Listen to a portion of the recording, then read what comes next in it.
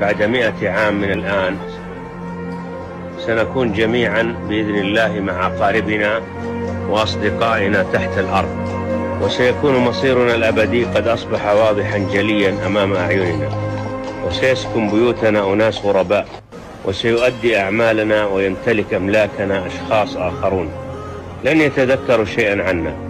فمن فينا الآن يخطر بباله أبو جده؟ سنكون مجرد سطر في ذاكرة بعض الناس، أسماؤنا وأشكالنا سيطويها النسيان. فلماذا نطيل التفكير بنظرة الناس إلينا وبمستقبل أملاكنا وبيوتنا وأهلنا؟ كل هذا ليس له جدوى أو نفع بعد 100 عام. إن وجودنا ليس سوى ومضة في عمر الكون ستطوى تنقضي في طرفة عين، وسيأتي بعدنا عشرات الأجيال، كل جيل يودع الدنيا على عجل ويسلم الراية للجيل التالي قبل أن يحقق ربع أحلامه.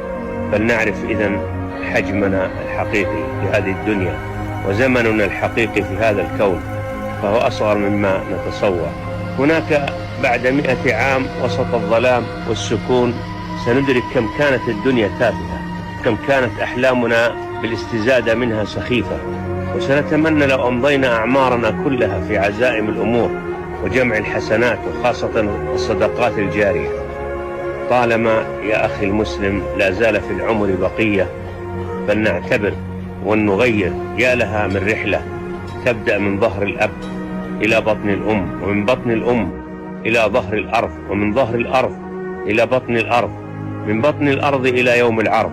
وفي كل محطة ترى العجب، وفي النهاية تحط الرحال إما إلى الجنة وإما إلى النار. شيئان أخي المسلم يحزنان: رجل لم يدخل المسجد إلا في جنازته، وامرأة لم تستر نفسها إلا في كفنها. كم هي الغفلة، وإلى متى سنستمر؟ إنها الحقيقة المرة. يحضرون للدوام في وقته، ويحضرون للمطار قبل موعده، ويحضرون للمستشفى قبل الموعد أيضا، ثم ينامون عن الصلاة ويقولون مشكلتنا نومنا ثقيل.